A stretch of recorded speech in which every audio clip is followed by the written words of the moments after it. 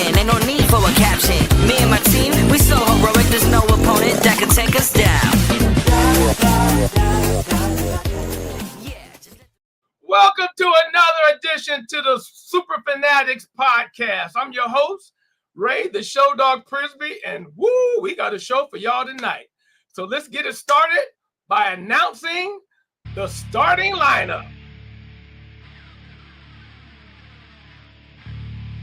Ladies and gentlemen, hide your microphones and hold on to your dog pound phone fingers. Because coming to the stage is Tim Firstborn Denard. This man's voice is so smooth. It's smoother than a Browns touchdown in the fourth quarter. And trust me, that's saying a lot. He's a singer, he's a songwriter, and he's a mastermind behind Buffet TV. Serving you content so good, you'll need a second helping.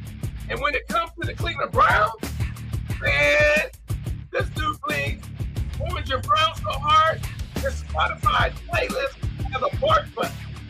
Give it up for the one, the only, Tim Firstborn Denard. Make some noise for this man. He's so Youngstown, his veins pop. They both barbecue sauce. The main kitchen, a mover, a shaker, and possibly the only guy who can fix a pothole, run for office, and break down the Browns' offensive line, all before breakfast. He's got dog pound in his DNA and enough Browns perch to open up a small museum. His passion for collegiate football or a political party, he'd already be president. Give it up for the pride of Youngstown, my main man, the main First Down Kitchen. Woo! Woo! Woo! Woo! Man, we got a show. But wait. I won't start the show because I always give my guests a chance to say a little bit about themselves. So Tim, go ahead and give us the little 411 on what you got going, because you always got something going on. Oh yeah. Right now I'm a founder and CEO of my own mental health behavioral services company. And right now I'm serving clients such as couples and youth. And we offer our services at mymutualhealing.com. We're here in Columbus, Ohio, but we also offer telehealth services, and we save the entire state of Ohio. So check us out. Okay, Mr. Kitchen. What's happening, man? Thanks for having me. I'm out here trying to take care. I'm trying to take care of all these kids, man. I got kids in college, it's back to school. I'm buying and selling real estate. So anybody out here looking to relocate, looking to make an investment, do something, just holler at your boy, man. We're gonna try to get you what you need. Okay. So y'all heard it here first. So before we get started, and I always send out an outline of what we're going to talk about, but we had two hot topics that I didn't have a chance to put on the outline, so we're gonna jump to them first. And the first one, come on, Cody, give it to us, Cody. Quinshon Judkins, all charges have been dropped, and guys, I'm not really sure what this means, because I'm thinking if all the charges are dropped, then he should be good. But then I remember something about that little pesky shield, the NFL shield.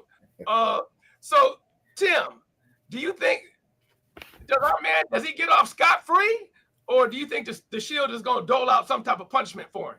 Oh, there's going to be a suspension, absolutely, and a suspension is coming forth for this, because if you look at the past, I mean, even when we mentioned earlier pre-show, how Deshaun Watson, he beat the charges too. He was still charged. I guess he was. They went after him civilly, for a lawsuit that he settled out of court, I suppose. But still, he had to, what was it, a full half a season or something like that he had to sit out. So there's always, when there's an infraction of, or like a misuse of conduct in any kind of way, he's going to suffer some type of suspension. All charges were dropped, but because it's, they're really heavy on the domestic violence, rightfully so, I'm thinking maybe 4 or 5 games at least. But wait a minute, hold on. Before I get to you, Mr. Kitchen, wait a minute, hold on. Are you trying to compare Deshaun and his some odd accusations against this one? Well, when you listen to some of the reports about the abuse that this young lady supposedly suffered, if there's any truth or just just the surrounding fog around that. Those accusations are pretty flaming, to say, so to speak. So I would imagine that just because of that shield and staying in line with what they've done and staying with the precedent they've already set, that he's going to have to sit out. I mean, I don't want him to necessarily. We need him, but he's going to have to sit out. But because, just I guess, to err on the side of caution, because if I'm the NFL, I'm looking at it like, what if something comes out later and we haven't really stood our ground in this regard, and then it comes out later, and then they're left holding the bag? So I think just better safe than sorry from their point of view, that he should sit out at least maybe 4 or 5 games, just in case there's more to the story that maybe comes out later. Because in today's social media, there are leaks and things like that. So I think it's just them being safe, and that's just sound business, if you ask me. Okay, I mean, I got some more to say, but I'm gonna let Mr. Kitchen jump in here. Yes, and get his point of view. So first of all, it's kind of hard to celebrate that he got off on the charges, because now you don't want to look like you're condoning domestic violence, obviously. But Right. I tend to fall on the other side. I don't think that he can be suspended because he's not under contract. So you can't violate an agreement that you never agreed to. Remember, he was never signed yet. So Right. there could be some type of legal loophole. I'm not an attorney. I'm just Right. a hopeful, But that makes sense, though. fan. But Yeah. how can you hold me accountable to something that I never agreed to? So I don't know. They may want to, but their hands may be tied. So it's a black eye for him. Maybe he's going to have to do a lot to, earn his trust and respect around the league. But I think probably a suspension may not be coming, but I think he put a dent in his wallet, with his behavior. That's Absolutely. Okay, so Carl, who was a guest on here last week, he says it's domestic violence. If the charges is dropped, it's just a misunderstanding. No harm, no foul. What? I don't know about that. Well, the charges were dismissed, which means there was enough cause to arrest him. Right. Exactly. So, okay, I understand, and I even somewhat agree with what both of you say. But I guess my whole thing is, and let's just move on from this, and we'll use a hypothetical. Okay. If a situation like this happened, and the girl was just trying to get dude in trouble, and the charges were dropped because the story didn't hold up, you're still saying to protect the shield, let's still give him six games? Yeah, I wouldn't. I'm just throwing out there, an amount of games. I think that if I am the NFL, and I'm a Browns fan first, but if I'm the NFL, I'm going to err on the side of caution. And if you don't, how would you like the players prior to him coming forth now saying, "Hey, my charges were dropped as well." Now, because we can't parse it and say, "Oh, I feel worse about the way Deshaun Watson, what his allegations were versus this guy where they were dropped." My thing is that once you set a precedent like that and you've done it repeatedly, you're gonna have to answer to it. You can't be so drastically different in another case versus the other cases that you've handled. And I'm just speaking as just in the business as far as the NFL, in my opinion. Yeah, but I think the biggest difference, again, and I'm hanging my hat on this one, is that all of those previous incidents were contracted players. They were employees of the NFL. He is yet to sign, which means they can't hold him to a standard that was not, you know what I mean? Like, as far as the NFLPA. Like he wasn't contracted into. That's what I'm saying. Like, I mean, there's still the shield. The shield means something. It's written, it's unwritten. We know that. But in terms of being able to, press him like that,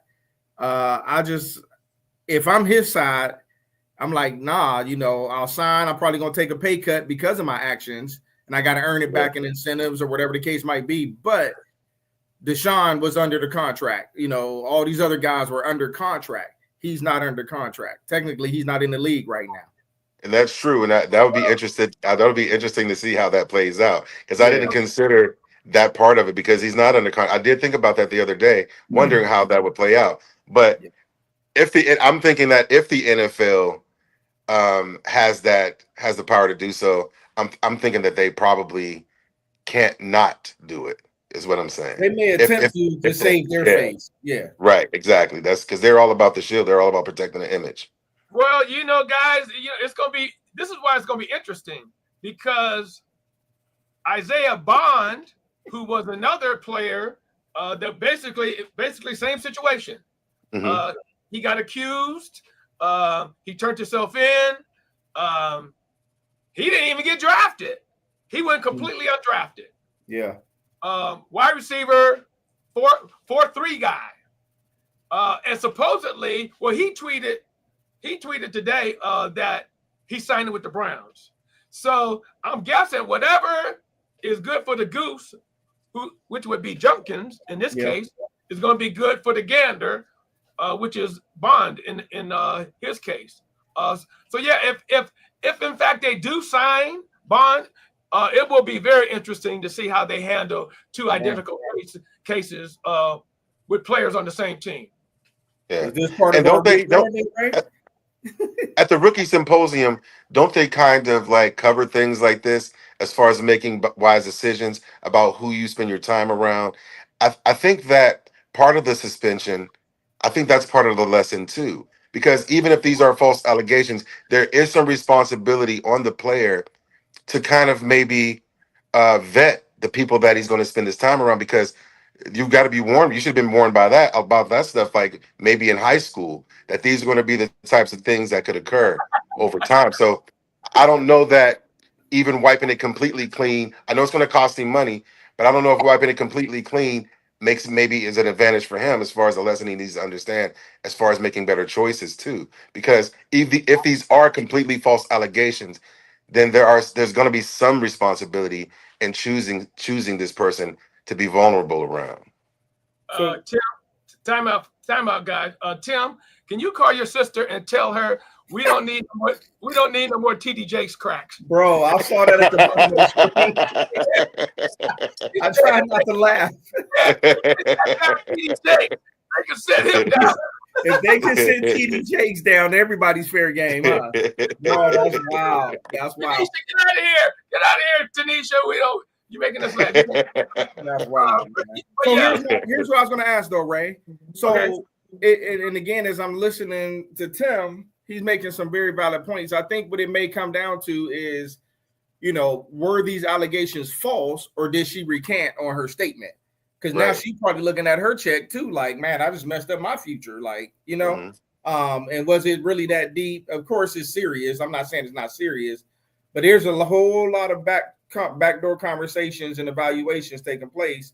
Yeah. And for her to recant and say, well, I don't want to press charges, or, maybe I fabricated a little bit, that's a different story than saying, that she flat out lied or the allegations. No, she didn't recant. The story was shaky from the start. It was. So eventually, whatever happened, right? Let's just say the assault happened. She stayed with him for a whole week and partied because that was her birthday. That was her birthday week.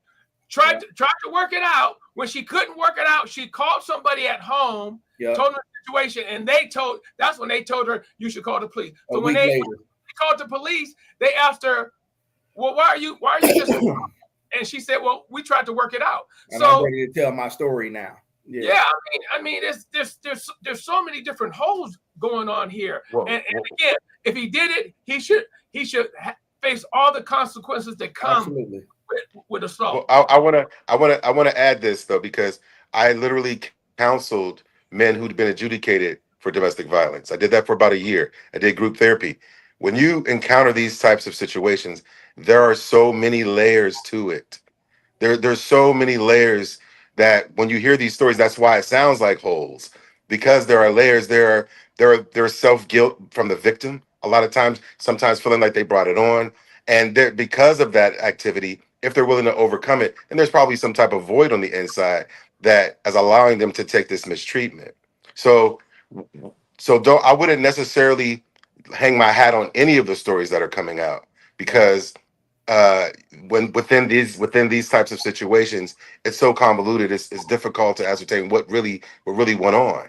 But I'll tell you this: that's a huge stretch to call the cops and to get the police involved for something that didn't occur at all. Right. And if it did, then that's a poor judgment of character on Judkins' side. And so either way, you're looking at something that needs to be corrected. Right. But like Angel from the Bearded Podcast stated, and I just remembered reading that they went and looked at all the tapes from that week, and she didn't have any no proof. Yeah. No footage. But then when she went in, she had so I mean, yeah, it's a lot. It's a lot going on. But you know what though? It's gonna be fun to watch. I'm about to say he better come to camp hungry when he does get there, man. Yeah, he better. Both of them. Both of them. They got a lot to prove. Yeah, they do. Yeah, they do. And we still can't hear you yet, Joe. Tony Grossi, our main man, is in the spotlight again. And you know, it's funny because originally just the video came out, so there wasn't a backstory who did what or whatever. But it's coming out now that Tony actually called Showdawg to him, and then that's when, and I'm sure everybody's saying what happened. Hey man, why you saying negative stuff about me? You ain't never got nothing nice to say about me. Boop, boop, boop. And then he laughed it off. They walked away. My whole thing was, man, you had, and you could always tell the ones that are for Showdawg and the ones that aren't. Because the ones that's not foreign, oh man, shut up and just why you gotta be talking? And I'm like, dude, if you watch the whole thing and then even ventured to find out what the backstory was, it wasn't no big deal. It wasn't like Showdawg was mad and he rolled up on it. Now Bucky, his brother that's standing right beside him, he was about, because if you watch the video, Showdawg had to turn to him and say, yo, I got this. Because I think Bucky was about to go all in on him. I guess my question is, for me, when you guys seen Showdawg and doing does this take anything away from him, or what do you think? Do you think Showdawg should watch what he say, or do you think this was all about nothing? Because in my opinion, it was all about nothing. But hey, I think everybody's got opinions, right? Yeah. So, Mr. Kitchen, go ahead. Let's hear yours first. Yeah, I think I agree with you. It's much to do about nothing, man. First of all, Showdawg's been blocking out critics since Jackson State, all the way to Colorado, all the way through the draft, all the way up until he played against Carolina. So criticism comes with leadership, man. And he's learned, and he's had a great mentor in his dad and others that taught him how to block out that noise. But I think what he was doing was letting them know, I hear you, though. And I'm just adding you to the list of doubters and haters that I'm getting ready to prove wrong. But I want you to know I hear you, but I ain't mad at you because you're going to come around after I become legendary. I think that's more what it was about. Right. Okay. Tim. Okay. Well, I took issue with Tony Grossi and the things he had to say about Showdawg. I thought it was uncalled for and really not warranted at all. Tony Grossi being a beat writer, they say the pen is mightier than the sword. Well, I feel a man with courage and grace and class is greater than both. And that, to me, that's what Showdawg displayed in the way he handled that. He called him out in the most humblest of ways and in a playful way. But like Mr. Kendrick Kitchen said, it's like he didn't make it over the top. But it's like he called him out to let him know, I have an eye on you too, and I'll have you writing something different. I'll have that pen swooshing through the paper, making a whole new comment about me. Because I did take issue because these are young rookies, and you're supposed to be a Browns writer and fan, and whomever comes to this team that our staff selects, you should be trying to encourage and uplift them. And to me, he targeted Showdawg because when you look at the stats through training camp, it's not even close. So how else can you take that just as a fan, not as Showdawg, but just as a fan? I think Showdawg is a class act. His father prepared him well for this moment. He belongs there, and I'm going to root for him. And if the Browns do the wrong thing with him, I'm going to root for him wherever he goes. I can't be taking on another ride if they mishandle this. I can't do it. I can't. That's how I feel about it. let me correct you there, young Tim, real quick. First of all, Tony Grossi ain't a writer. Tony Grossi is a Cleveland hater. All he do is hate ever since I want to say early 2000s. Well, he's not hating Dylan. He's not hating Dylan Gabriel. Because ain't nobody talking about Dylan Gabriel. That's my point, though. It's like, to me, I've never heard Tony Grossi go at anybody as hard as he's gone at Showdawg for literally no reason. Like, this was just unwarranted, man. There's no way around that. And Tony Grossi, we have this word in my family called struck. He was struck when Showdawg called him out like that because he had no retort for it. There was nothing he could say.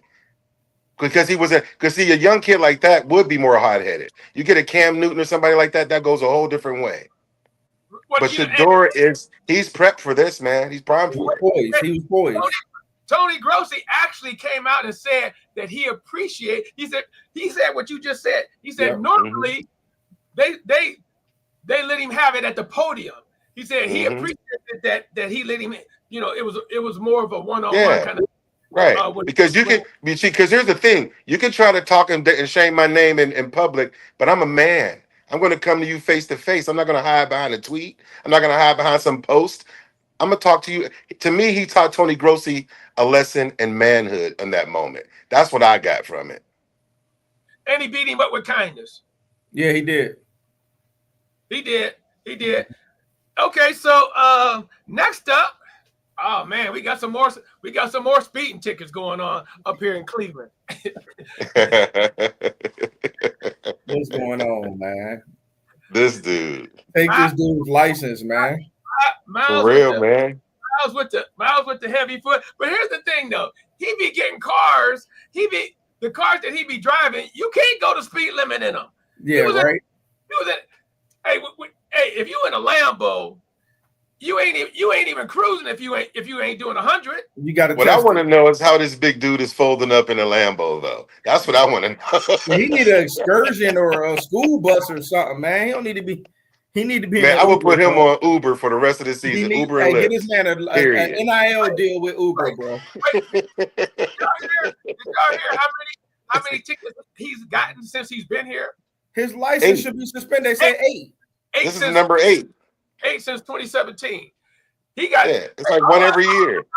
All I know is back in the day, you got they had a 12-point system.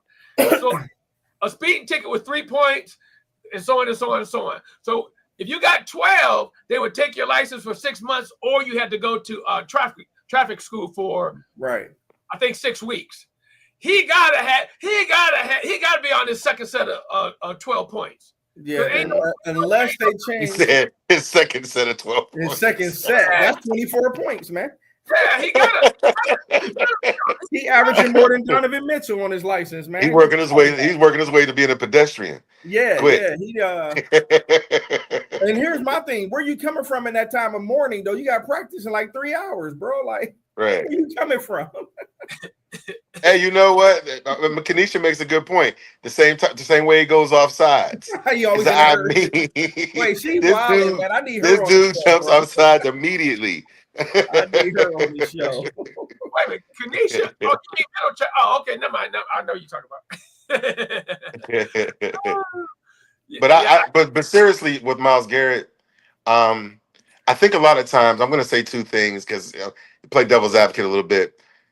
I think we forget sometimes because of the stage these guys are on, how grand it is, how we kind of look at them, even though they're younger. Some of us may even look up to them, and we forget how young they are. These are young men, and you can see how you have all this money and all this privilege.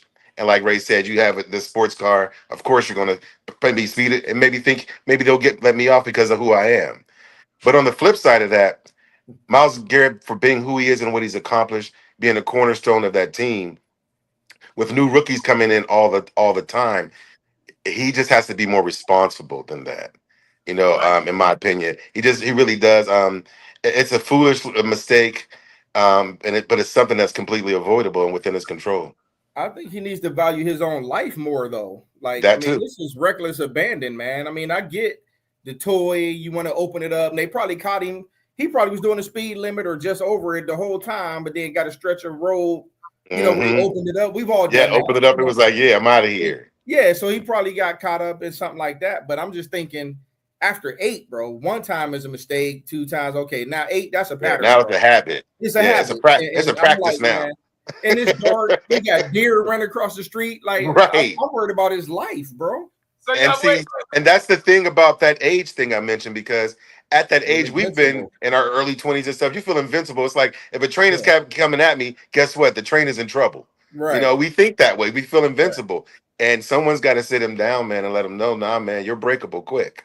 Yeah. In the right circumstance. Well, I would have thought after he rode the Porsche, I would have been, okay, that's the wake-up call. Because you know, just speeding the tickets, you know, yeah, okay. But rolling, but I guess he's still. But hey, Young and Dumb has always been a deadly deadly combination. Always. All this AI. It seems our quarterback Showdawg got hurt the other day in practice, and as it looks now, it looks like Gabriel and probably Huntley. Gabriel, thank you. Probably Gabriel and Huntley will probably be the starters. Okay. Do you guys think that this is going to be a big setback for Showdawg, or he should try to strap it up and play hurt? Go ahead, Tim. I'll let you go first. I don't think he should strap it up and play hurt. I think it's time for the curtain to go up and go ahead and expose Dillon Gabriel for what he is or for what he's not. And I think that, you know, like somebody told me when I was young, you know, God opens the door that no man can shut. And I feel like what's for Showdawg is his, no matter what happens, whether he plays Saturday or not. But I think there's something to say with Dillon Gabriel having, you know, the starting role if he gets that this Saturday, to see what he has to offer. Per training camp so far, I don't know if something magical happens when the lights come on, but per training camp, he's been, you know, there's been a lot left to be desired about his play. And there's another thing I want to say about him too. The way the players seem to describe Dillon Gabriel, like he's quiet and not necessarily engaging, you know, and players are not necessarily finding it easy to get to know him from some of the reports and some of the players' responses when asked about him. So that makes me wonder about his leadership ability to command a huddle and command a team and lead a team. Okay.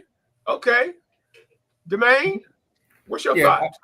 Well, I don't think he needs to play hurt either, because, I mean, it's early, but he clearly has the potential to be the franchise quarterback. And so we're not going to sacrifice that for, you know, a preseason game, right? And even, and I say this, I'm not a Dillon Gabriel hater. I mean, I'm a Buckeye fan. He was at Oregon, so I didn't like him, but I'm not hating on him. But the guy really, nobody wanted the guy, man. I mean, so there's been a couple of trade offers that, you know, we don't know what the value was, but the reality of it is, let's see what he has. And the best case scenario for Cleveland is you got Showdawg and Gabriel both capable of being your franchise. With all the quarterback luck we've had, it would be great for a change to have 2 really good quarterbacks, you know, that can duke it out. But no, he doesn't need to play with that oblique. Heal up, you know, because my guess by week 5, week 6, it's going to be the Showdawg show anyway, man. So yeah, that's what I'm hoping for. Guys have Dillon Gabriel's about 4'11". They're going to be batting the balls down everywhere, man. SWAT team. Yeah, just SWAT team down on. Get healthy for the regular season, Showdawg. We need you for the long term. Baby. Exactly. And here's what puzzles me about this whole quote unquote quarterback competition. They're treating Dillon Gabriel as if he's a true number 3, and they're treating Showdawg like he's a true number 5, and that's bugging me, because they're not being given a fair shake for from the position they truly reside in. That's what's bothering me. It's like, if Showdawg would have been picked where he was supposed to, he would be getting more reps. There would be, and Dillon, if he were really picked where he was going to be picked, he probably would be eliminated by now or not even on a team because no one was discussing him at all. The entire draft process, I never heard his name once. This is what it reminds me of. I told this to somebody yesterday. It reminds me of those high school programs where the freshman is clearly better than 3 seniors and 2 juniors, but he won't get to play because he's only a freshman.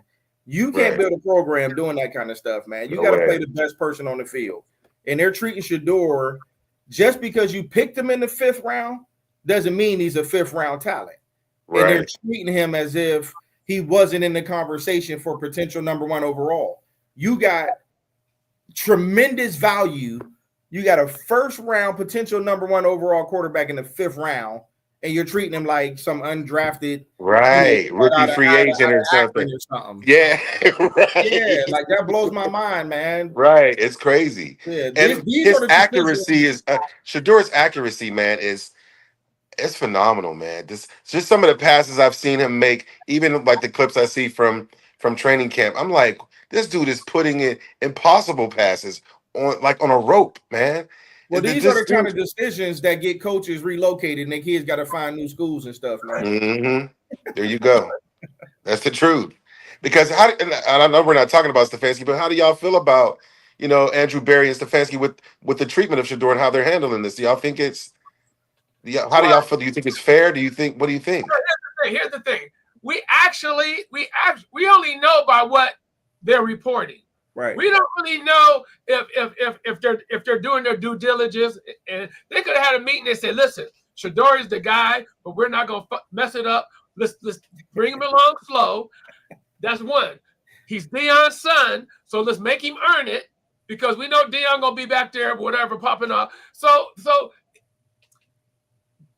because I don't actually know everything that's going on, I can't start pointing the fingers and say, well, maybe, because I know how the media is. I know how the media is. They'll make shit up. Right, but he's still getting fourth team reps. Right, and that's what I was. The media is just writing what's happening. It's like, come on, man, this is crazy. So you can't call it a competition if they're not all getting equal opportunity. You understand what I'm saying? And so your point is valid. That might be their thinking. But if that's the case, that's a horrible game plan, because when Flacco gets hurt in week 4 and you gave Gabriel all these reps, but Sanders really your guy, now you throw him out there, you set him up for failure if you ain't giving him no real reps. That's a horrible game plan, and that's a mishandling of a guy that's potentially. And we're running out of time. First of all, I don't even understand why Kenny Pickett was ever picked. Oh my God! Period. It's like if you can't, I'm gonna tell you. I'm sorry, I don't want to get ahead of anything, but yeah, go ahead, because I got a lot to say. Okay, think about it. He was the very first quarterback we went after. And what did we do? We traded our 3rd string quarterback and brought him in. So in my mind, we were trading the 3rd string and bringing in the 3rd string. So what, for Kenny Pickett, you mean? Yes. So and 2. We were trading a 3rd string from a guy who should be working at Kroger's. Kenny Pickett is not a. I'm gonna tell you something about. I despise the Pittsburgh Steelers. I detest them like an illness. I tell you that. But one thing the Steelers can do is take a piece of nothing and mold it into something serviceable. They do it all the time. And for them to get rid of Kenny Pickett that quickly tells me all I need to know. Period. Because the Steelers will go find somebody off of a street corner and they'll be a Pro Bowler within weeks. I've seen it done too many times. Right. They do it too many times. And so for Kenny Pickett, for them to give up on him that quickly, I don't want him. I don't want anything that the Steelers get rid of. And this is not a case of one man's trash is another man's treasure. Not at all. Hey, Angel Ortiz, I'm gonna need you to cover your ears because we know you don't like hearing bad stuff about Kenny Pickett.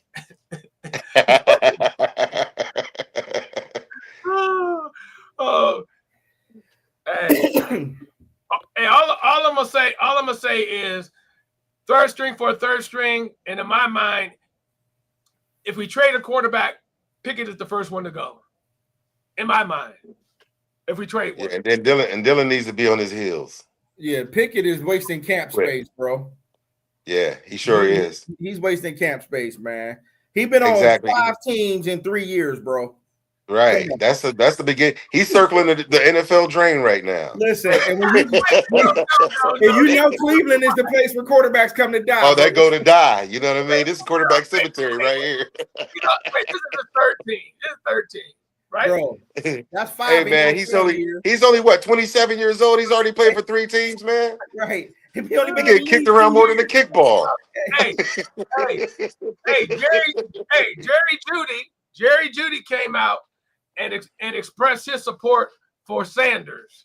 Right. So my thinking is, or I should say, do you guys think more players are going to come out in support of whoever they not necessarily Sanders, but whoever they think should be their quarterback? Do you think more players are going to be outspoken about this? Go ahead, Tim. I think you can tell already by the body language. Like not everything that's conveyed is verbal. Like you could see, like when Shador came out on the field against the Panthers, who was standing next to him? Myles Garrett and David Njoku, patting him on the helmet on the way out. That type of body language, the way they are around him in practice, you see him laughing and talking with them. That's approval type of things right there. They're expressing it. They may not verbalize it just yet, because some people may want to say, well, the jury's still out. I don't want to necessarily commit it verbally, but you can tell by the body language who they're drawn to. They're drawn to who they feel is the natural leader. And I think it's him. Okay. Mr. Kitchen? I mean, nobody's going to come out and say, I think this guy should be starting over this guy. That now you got locker room mess. You disrupt the locker room and the chemistry. I think they all believe, and they got a front row seat to say he belongs. Whether or not they're going to jump out there and say, yeah, he should be our guy, they're not going to do that. Everybody knows they brought Flacco in to be that smooth transition to whoever the next guy is going to be. You're not going to hear a teammate just flat out say, yeah, we need to be rolling with this dude. I just think that's in bad taste, man. But to Tim's point, the body language, the support that they're giving him, I think it just confirms the fact that he belongs, if nothing else. Yeah. Well, hey, Judy basically at a presser expressed his support for Shador. So, well, he in the beginning he said Pickett was his guy, though. Don't forget that. Right. Well, I'm guessing that was early in camp before he caught a couple of them Shador balls. But that's my point. Pickett was his guy. Right. And so nobody's going to say, well, I don't think you no more. But what he is saying is, hey, Shador throws a nice ball, easy to catch, very accurate. So it's not so much that he's going to come out and say, well, forget Pickett, I'm with Shador now. But they know what time it is. Like Shador's a gamer, man. Mm-hmm. And they know what they want to win with. Do you guys remember when they were going through the negotiation with Myles Garrett when he was saying that he wanted to trade? And then he said that they gave him some reassurances as far as their plan going forward that made him happy enough and satisfied him to remain. Right. I'm trying to figure out where that happened in this. It wasn't for Pickett. That's what I'm saying. So, like, now if they pick Shador in the first round, second round or something, maybe I could see that. But if picking him in the 5th round doesn't seem like they were building whatever that promise was around him. So I'm trying to say, where in the draft can we see where they told Myles Garrett that they're going to reassure him and he feels satisfied with it? Right. You know what I mean? That's what I'm trying. I'm thinking they might have told him, you know what, we need to get some stability back here at the quarterback, and that's when they brought Flacco in, because regardless, Flacco is stability, regardless of how many games it is, whether it's 3, 5, whatever. We know he's gonna give us his best for the first 3-5 games, right? Maybe even more. Hey, the more the merrier, because I don't think we should rush Shador into it. Me either. I feel like take as long as we can with him. Take as long as we can. Yeah. But we do need to get enough. But we need to get enough film on him before this next year's draft, because they're after Manning the way they're talking about him. Like he's like Manning the surefire thing. For Texas over Ewers, man. Come on. There you go. And in my mind, I'm thinking they need to shore up that offensive line and get a true number 1 receiver. That's what they need. Well, Judy's the one. They said Manny's I don't think Judy's not a number one that people are going to be game planning for though. He's Nah, not. you're right. He's like a No. 1B for real. He really is. Hey Tim, we need to come down to Columbus and get Smith. That's what we need. Ooh, Exactly. He won't be off the board. He won't be off the board until We got 27. 2 number ones though next year, so. But he don't come out next year, does he? He has 2 more years. He was a freshman, wasn't he? No, he'll be a freshman. I thought you had to be 3 years removed. I thought you had to at least be 3 years removed from high school. This coming year will be a third year. How? Because he might have went in early. I'm not sure. He might have went. Nah, he was a true freshman from what I understand last year. Okay. And this should be his sophomore year. He would have to do at least another year, I thought, before he declared. Okay. Well, I agree. We need to shore up that line. You cannot have enough good linemen, man. I don't care if you got Joe Montana back there. If anybody blocking for him, he in trouble. That's the key, you know. And I think if I'm the Browns, I'm probably going to maybe 2 linemen and a wide receiver in next year's draft because I think they have 2 ones. I'm not sure if they have a second round, but that's what I'm going. And I'm linebacker too. We still need a linebacker and defensive back depth. You know, with Emerson going down and things like that, it's like running back yet. That's true. Because I'm not. I think we should have taken Henderson. I think we should have taken Henderson over Judkins, man. The problem with Henderson, exactly. Henderson is a better running back, but he can't stay on the field. Yeah, Henderson may be getting injured, but it seems like Judkins is injuring folks himself. And he can't get on the field either, huh? He can't get on the field either for injuries. This is a perfect segue. I know both of y'all watched the game. Other than Showdawg, who stood out? What player stood out for you on the Brown team? Go ahead, Tim. What players? Oh man, Floria. Okay. I hate that he pulled that hamstring. Davis.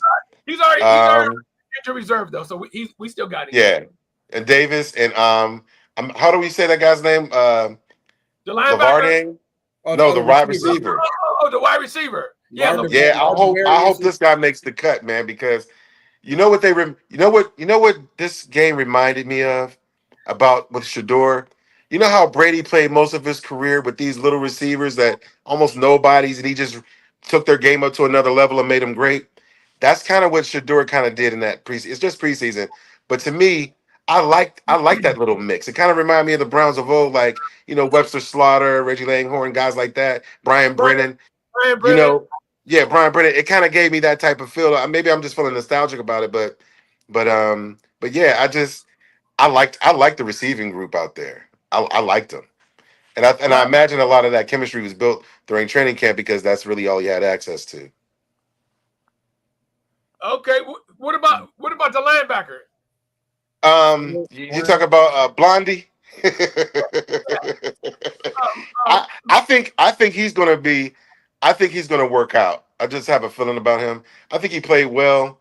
It's difficult, because it's preseason. Everything's so vanilla, so it's kind of hard to really, especially for a linebacker, to really kind of gauge how well they did when everything is just so, I guess, scripted and vanilla for the most part, as far as what kind of looks they've already agreed to show prior to the game itself. So I don't know. On defense, it's harder to gauge, in my opinion. Offense, you're still getting vanilla defenses, but you can see who can throw and catch, who can block and who can't. Right. I think he's a solid tackler, though. That's one thing I think he's a solid tackler. Well, looking at him in camp and watching him in that game, he reminds me of a young Clay Matthews. Not saying that that's who he turned out to be, but that's who he kind of reminds me of a young Clay Matthews. Yeah. What's your thought, Demaine? So for me, I was driving back watching it on the road because my daughter was taking senior pictures down there in Columbus, but I was impressed with the offensive line because they were giving Showdawg and they was giving Huntley time. They took a couple sacks, I think some coverage sacks maybe, but for the most part, it was a clean game for the line. But the thing that really stood out to me was some of these guys aren't even going to be on a roster, but the way the defense was flying around, it was like a Jim Sports defense again. They were, 4 or 5 guys around the ball. they were just playing with a lot of passion and aggression. And again, some of these guys aren't going to be on the roster, but even the first and second teamer guys, they were like flying around, man. I was happy with the tackling, not all this little shoulder blocking stuff. They seem to be a little more physical. And again, it's preseason and everything is vanilla, but the effort was not a vanilla effort for me. So I was happy to see these guys flying around and actually game tackling and stuff like that. Yeah. Well, the word out of the Philly camp with the combined practices, they said that the Browns defensive line is completely dominating Philadelphia's. They say they can't keep the front four out of the offensive backfield. Wow. Yeah. So that, and everybody was worried about. Everybody was worried and complaining about Graham from that game, and it's like, Myles Garrett ain't in there, so they know they could double and triple Graham. Right. And that's what they did all night. But guess what? If Graham is getting doubled and tripled, somebody need to be loose. So I'll take him. I'll take him absorbing 3 blockers. Yeah, you better believe it, because Miles gonna eat like a big dog. Right. About to say 3 on Miles and 3 on Graham. Somebody gonna be on cleanup duty all day. Have an all-pro year on that defensive front. For real. Exactly. For real. So this is the segment that is the word on the street.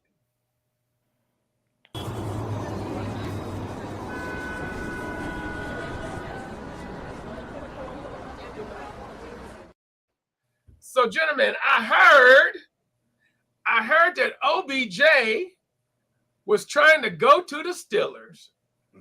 Man, would that make my heart? Would that make me happy? And I see y'all already shaking y'all head. What's that all about? Tim, I don't want the Steelers to get anything. I want them bankrupt of talent. And so go ahead. Because see, Obi, like he's up there in years now, and I'm sure he's not near the player that he used to be, but he still has speed. He's still a savvy old vet. And then you have DK Metcalf on the other side.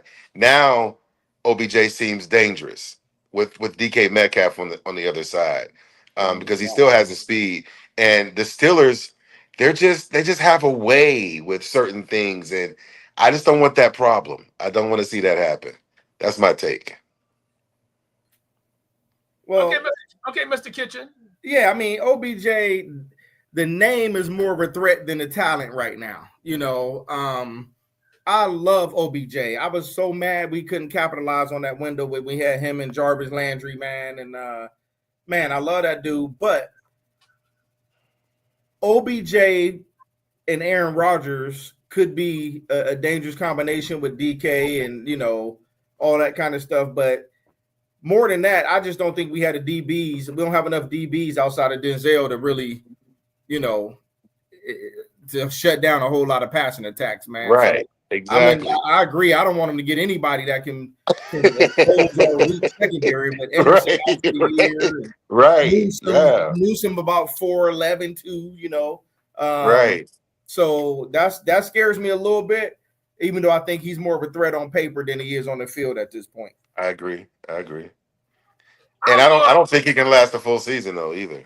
I'm going completely opposite. I hope they sign him to the biggest contract. I hope his daddy start writing battle raps against Aaron Rodgers. Right. Hey, I hope OB's dad write a diss record against. What happened to Tim? I hope. I'm still here. I hope OB's dad write a diss record against Aaron Rodgers. Hey, I'm all for it, because I just have a feeling that he's probably at the end of his career, so he's probably not 100%. But like you say, the name still probably strikes fear in some people's hearts. You got to account for him, right? Mm-hmm. I just got a feeling that once you get him a little frustrated, we know what he's gonna do. He's gonna go to the sidelines. He's gonna have a hissy helmet, knocking over Gatorade, have a hissy fit, and all that other stuff to come with it. Yeah, I'm here for it. Yeah. I wish we can get Joe on here to get off the mute, man. I want to hear him. Yeah, I don't know what's going on with that. So Micah Parsons, and the wideout from the Commanders. I can't. Is it McLaren? McLaren. Both of them is requesting to be traded. Listen, if there's a world we could get Micah Parsons, man. It's not. I know it's not. But if there was a make-believe planet, I would take the first space shuttle to it where that exists. Yeah, we'll get him. We'll get him when he's about 38. Yeah, we'll get him when he all tired and ran over now, Yeah. I'm more hopeful that we can get McLaurin, the wide receiver, than Micah. Yeah. Man, Terry McLaurin, Jerry Jeudy. Yeah, man, now you talking. Now you talking. You can't double these dudes. You got to count for these dudes, man. Yeah. And so if what's the other cat we got out of Tennessee? He kind of Tillman, Cedric Tillman. If he can come into his own, we might be a little formidable at the wideout position. But I would much rather have him than Micah Parsons, because that's not a reality for us. But that receiver, we get. I would definitely go for that. Absolutely. We can trade Pickett. Don't sleep on Fannin now. The tight end that caught more balls than anybody last year in college. Now Fannin, I think, is going to be a beast, man. Yeah, I do believe that. And we know Stefanski loves that 2 tight end set. Mm-hmm.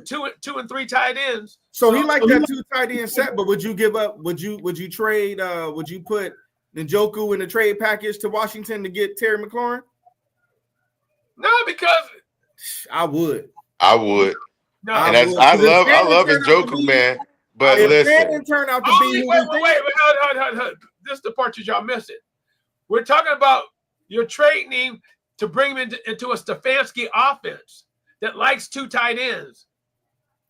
Yeah, they do, but I'm telling you, he like 2 receivers too. And Fannin looks like he belongs. And again, we don't know. Time will tell. But Njoku, I love Njoku. I love him.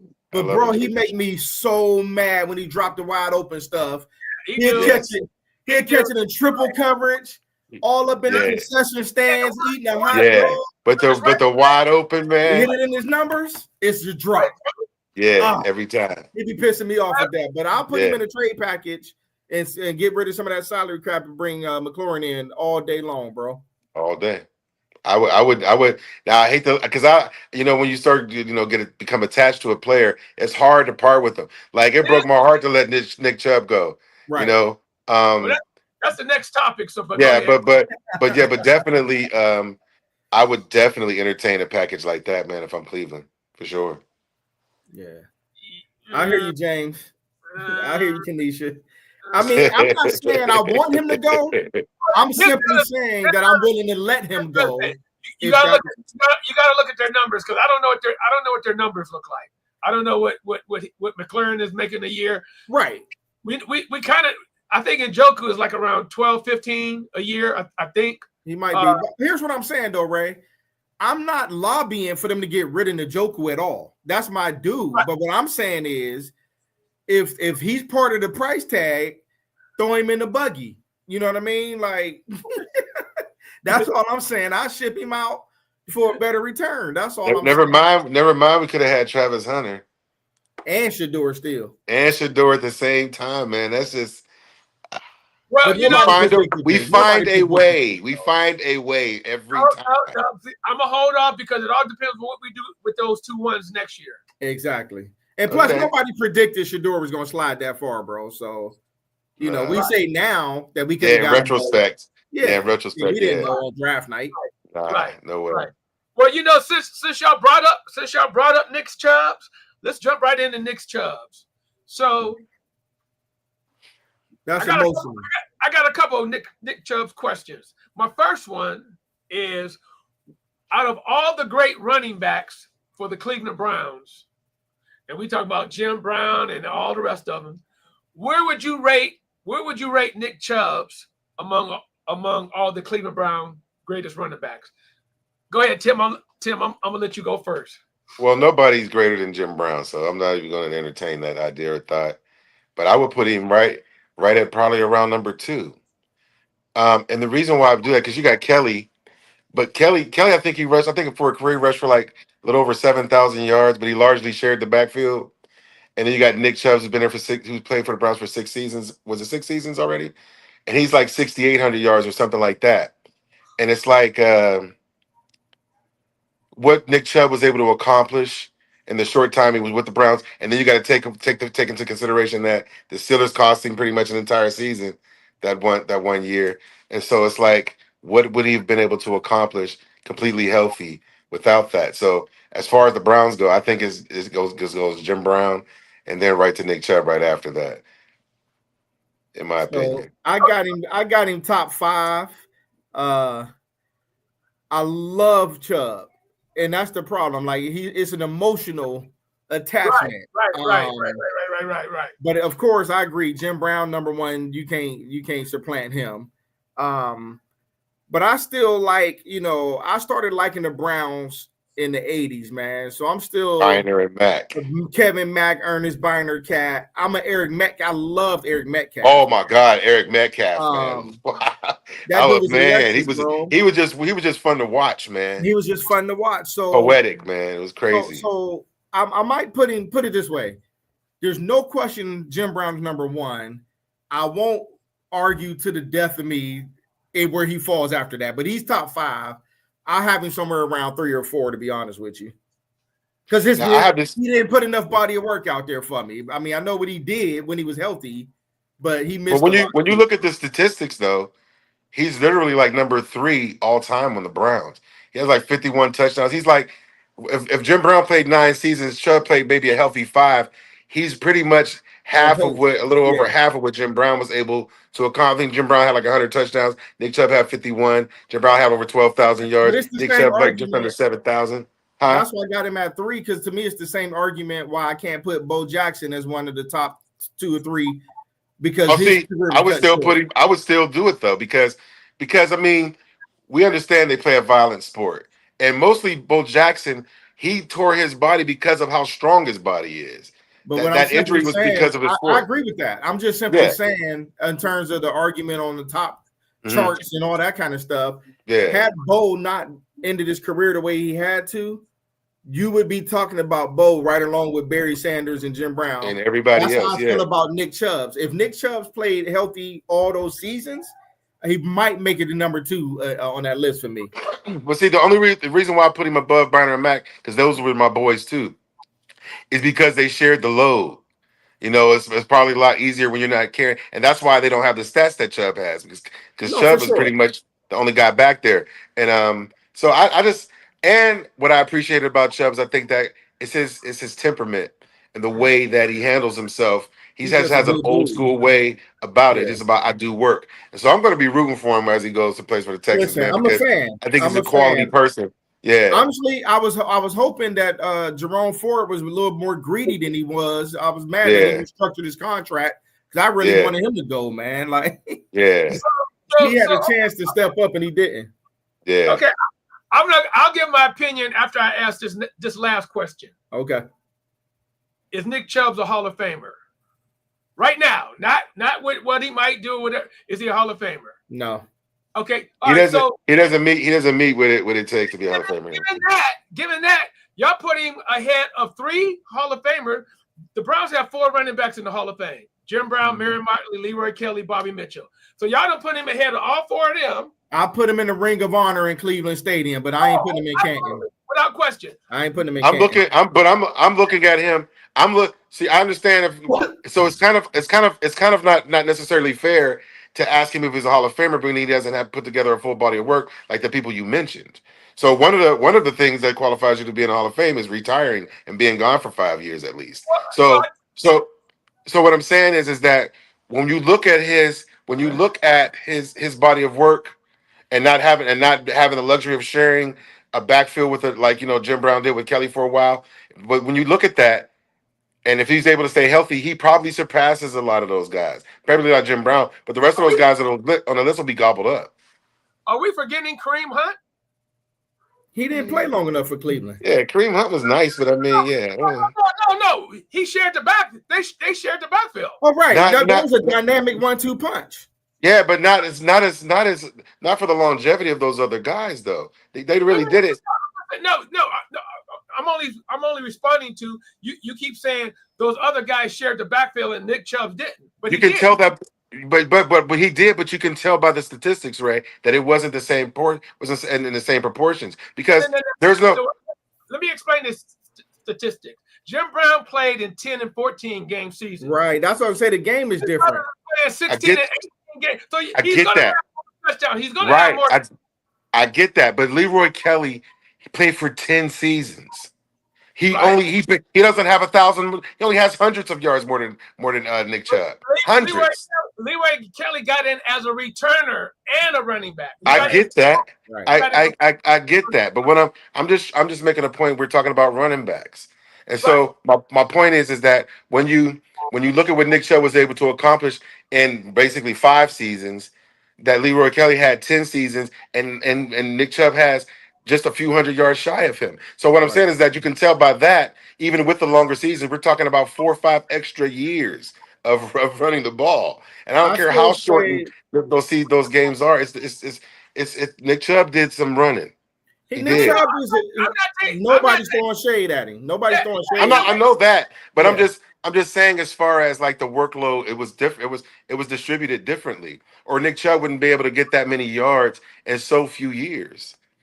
Because that's a huge. You're talking about 4 or 5 years of rushing that another running back had, and only a few hundred yards separates them. That's saying something.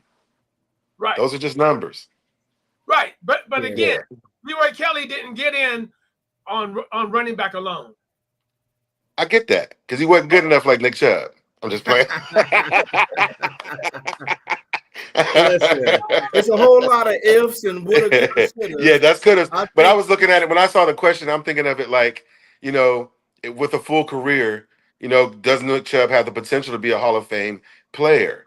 Like if his career ended today, he wouldn't go. He just doesn't have the numbers. I think George Mallory said if he wins the Super Bowl ring with Houston, then yes, I'm in favor. If he does that, and if he picks up where he left off, if he's healed up now and he goes back on the tear like he was, I think he'll end up being a Hall of Fame running back. Hey, Houston has a good squad too. He does what Frank Gore did. Because remember, everybody had completely counted Frank Gore out after those. He like second or third all time rushing. Yeah.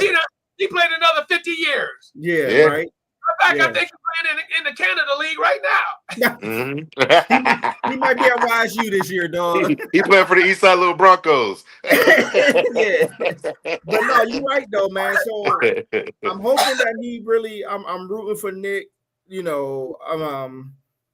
I actually like Houston though. Like I was rooting for CJ Stroud. I mean, they got a lot of guys down there that I like what they're doing down there. But I'm a dog pound for life. But when we get eliminated, I got my backup teams, man. Right, exactly. Right. You still got to watch the game. You got to still watch football no matter what. Yeah. I can't believe it. But our hour has been up 4 minutes ago. Oh, for real? Oh, wow. Man, that hour went fast. Man. Yeah, it did. Wow. So, hey, gentlemen, y'all brought it. Matter of fact, somebody posted, y'all need to have Tim on here more. I saw that. Yeah. Hey, Tim, you about to get an NIL deal, Tim. Hey,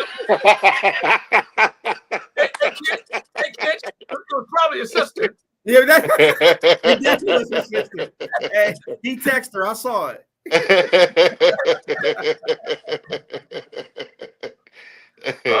Hey, Kanisha, you're hilarious. Kanisha made my day, man. Hey, man, she's all. No, next time she gonna be on here with y'all. Listen, bring her on. I gotta come back, man. I gotta come back. She's a super fan for sure. The only reason I didn't bring her today is because she was just on last week. Okay. And that was you gotta have us on here at the same time, man. I need her at the same time, bro. Absolutely. We gotta get Joe's. Yeah, we gotta get him a truck driver headset or something, man. We gotta go to Flying J and get him hooked up. Right. Hey, guys, great show. Appreciate y'all. Love y'all. Thank you so much, man. I love you too, Ray, man. Hey, thanks for having me, man. I appreciate it. Crown for life, baby. Always. Go Browns.